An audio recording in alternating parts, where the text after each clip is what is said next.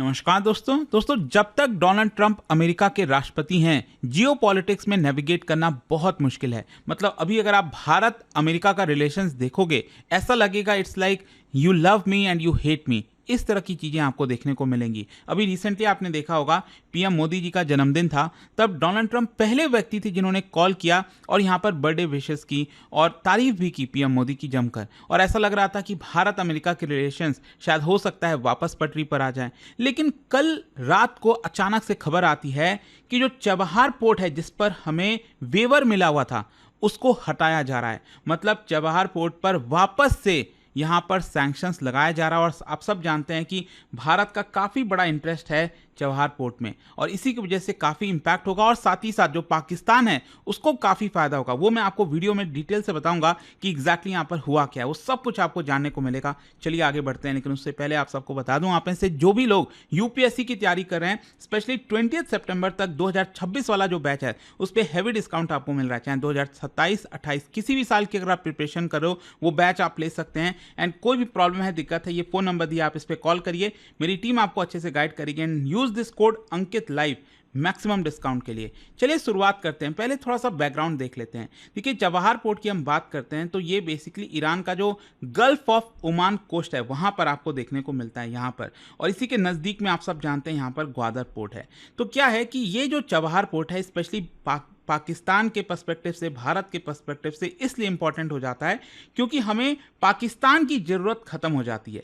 क्योंकि यहाँ पर अगर हमें अफगानिस्तान की तरफ जाना है, ऊपर सेंट्रल एशिया की तरफ जाना है, तो ये चबहार पोर्ट भारत के लिए काफ़ी ज़्यादा इंपॉर्टेंट हो गया था। और क्या है कि 2018 में जब ईरान के ऊपर सैंक्शंस लगाए जा रहे थे उस समय ट्रंप के द्वारा, तो चबहार पोर्ट को स्पेशली एग्जेम्प्ट कर दिया गया था क्योंकि भारत ने कहीं ना कहीं दबाव डाला होगा, या फिर जो भी हमारा इंटरेस्ट काफ़ी इंपॉर्टेंट है यहाँ पर, जिसकी वजह से हम अफगानिस्तान में एंटर कर सकते हैं। तो इस तरह की इंपॉर्टेंस की वजह से यहाँ पर इसको एग्जेम्प्ट किया गया था कि यहाँ पर अगर आप कारोबार कर रहे हो, चबहार में कोई चीज़ बिल्ड कर रहे हो, तो उसमें कोई दिक्कत नहीं आएगी। मतलब यूएस के आपके ऊपर सैंक्शंस नहीं लगाएगा। और इसी को देखते हुए वापस से हमने अपना जो कॉन्ट्रैक्ट है चबहार पोर्ट को लेकर रिन्यू किया मई 2024 में। पिछले साल 10 साल का कॉन्ट्रैक्ट हमने फर्दर साइन किया ताकि वहाँ पर एक terminal, that is Shahid Beheshti terminal जो है चबहार पोर्ट में ही, उसको भारत डेवलप करेगा और इसीलिए भारत के लिए इंपॉर्टेंट हो जाता है। लेकिन अब हुआ क्या है कि 29 सितंबर से, मतलब लगभग 10 दिन के बाद से,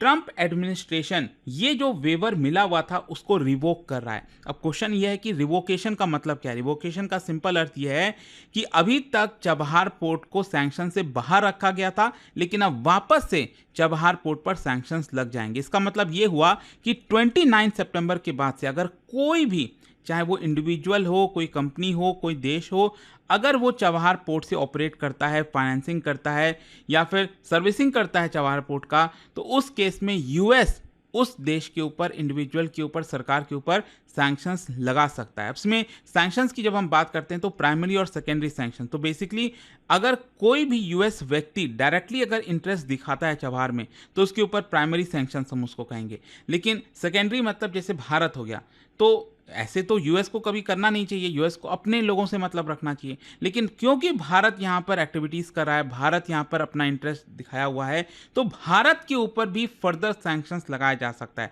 ऑलरेडी आप सब जानते हैं रशिया यूक्रेन वॉर को लेकर काफ़ी कुछ चल ही रहा है, ऊपर से अब ये चबहार पोर्ट का मामला आ गया।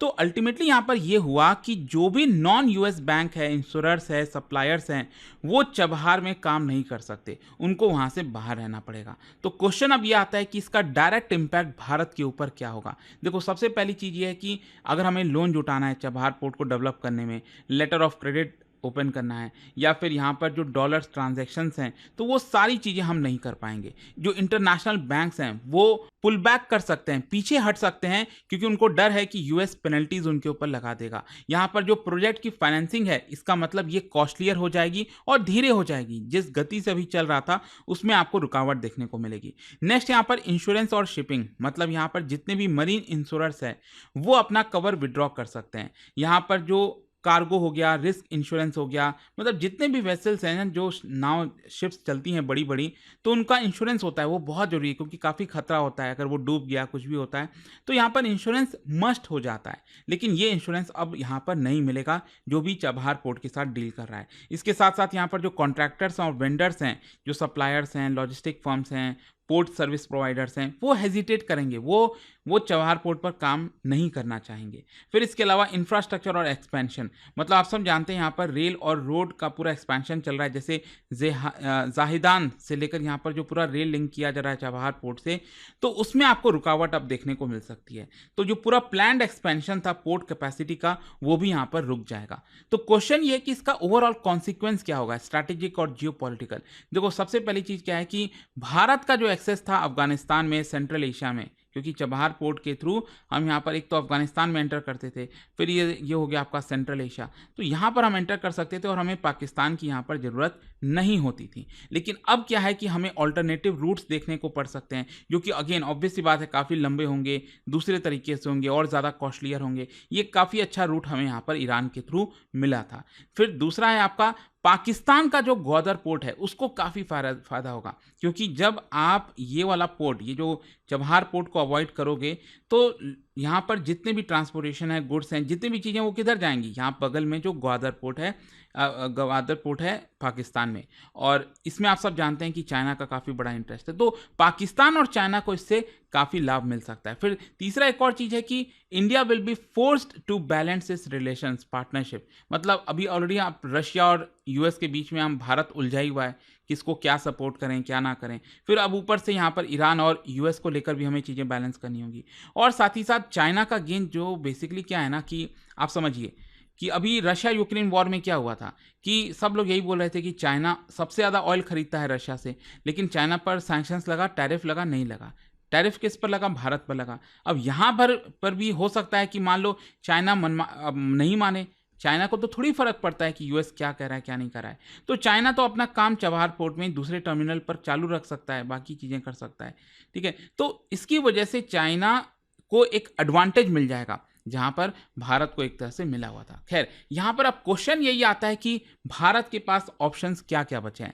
देखो ऑप्शंस तो बहुत लिमिटेड आप कह सकते हो, लेकिन कुछ डिप्लोमेटिक एंगेजमेंट है। अगेन भारत पुश कर सकता है ह्यूमैनिटेरियन कार्व आउट के लिए, मतलब भारत कह सकता है ट्रम्प से, मे भी शायद मोदी जी डायरेक्टली अगर ट्रम्प को कॉल करें, बात करें कि पार्शियल एग्जम्पशन मिल जाए, क्योंकि भारत का काफ़ी इंपॉर्टेंट इन्वेस्टमेंट है वहाँ पर, काफ़ी मतलब बड़े पैमाने पर हमने पैसा खर्च कर रखा है, अब हम उससे पीछे नहीं हट सकते।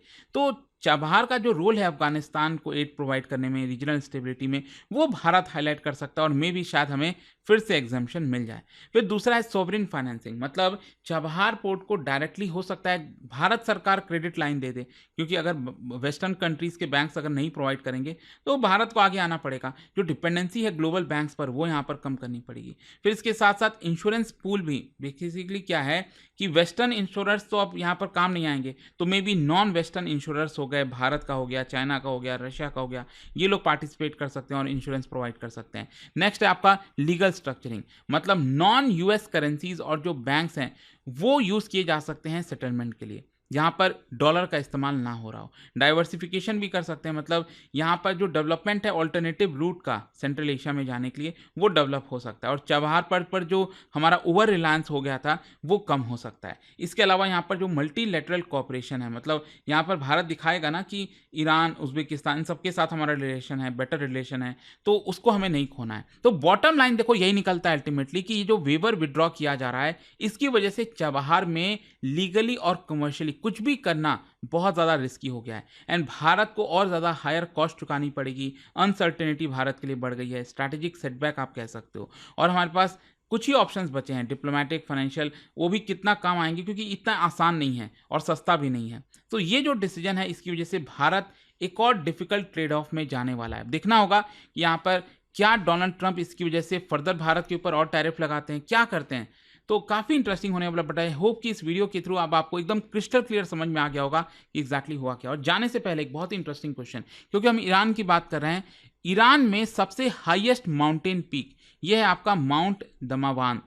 तो क्या बता सकते हो ये कौन से माउंटेन रेंज का पार्ट है? ये जो माउंट है, इसका राइट आंसर आप सब जानते हैं, मेरे इंस्टाग्राम पर तो मिलेगा ही, वहां पर अगर आप नहीं हो कोई बात नहीं, टेलीग्राम से ले सकते हैं इसका सही उत्तर। और दोस्तों जैसा मैंने आपको बताया, अगर आप यूपीएससी की तैयारी कर रहे हैं, कोई भी बैच चाहते हैं, स्पेशली 20 सितंबर तक 2026 वाले बैच पर बहुत हैवी इस समय डिस्काउंट मिल रहा है। इतना अच्छा अपॉर्चुनिटी आपको नहीं मिलेगा। बस आपको यूज करना है कोड अंकित लाइव, लिंक कमेंट सेक्शन में, ताकि आप मैक्सिमम डिस्काउंट लें, या फिर कोई भी प्रॉब्लम हो, ये फोन नंबर है, आप इस पर कॉल कर सकते हैं। दोस्तों स्टडी IQ लेकर आया है mission success sale, last chance to secure your UPSC 2026 seat. आपके IAS IPS ड्रीम के लिए अब सिर्फ एक डिसीजन चाहिए, और वो है राइट टाइम पे ज्वाइन करना।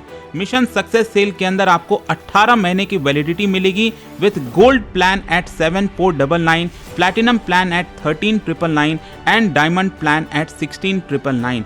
और अगर आप 2027-2028 के बैच के ज्वाइन करना चाहते हो तो आपको मिलेगा स्टडी IQ का ऑप्शनल कोर्स सिर्फ 9999 में।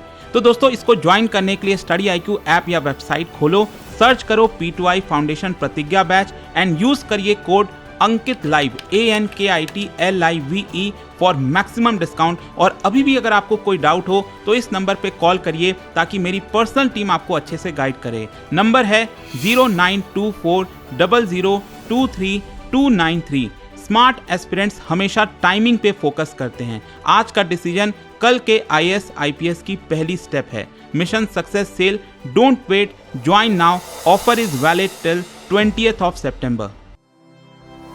स्टडी IQ IAS, आपका सिलेक्शन हमारा मिशन।